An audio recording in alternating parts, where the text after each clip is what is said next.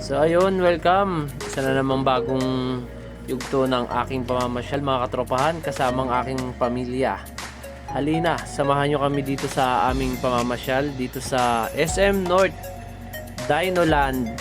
So ayan, may kita nyo naman, madaming tao. Actually, hindi ito yung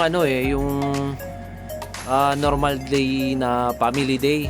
Actually, Thursday ito pero tignan nyo naman, ang daming pumunta rito. Ang dami-daming tao. So ayan, mga katropahan, may kita nyo, no?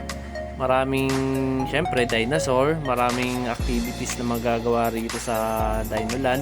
So ayan, at for sure, mga katropahan family, matutuwa ang mga anak nyo, mga kiddos nyo pag dinala nyo rito sa dami ng dinosaurs. At eto na nga, nag-ikot-ikot na kami, ano? Ayan, kita nyo naman kung gaano kaganda, kung paano, grabe, parang totoo. Tignan nyo. Ayan, tignan nyo ito yung sana to. Galit na galit, gustong mga gat. Actually, dito medyo kinabahan ako kasi yun nga, kala ko kakagatin na ako. Para kasi talaga siyang totoo pagka andito kayo mismo. At ito, yung isa kong anak sakay ko na sa isang dinosaur. Di ko alam anong dinosaur to.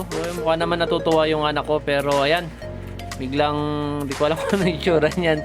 Di ko alam kung natutuwa ba talaga siya or naboboring.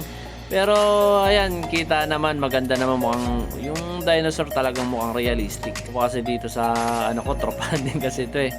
So mga tropahan family, pumunta na kayo. Minsan lang naman, minsan nyo lang naman igalang mga anak nyo. So try nyo na, punta na kayo. Bye bye.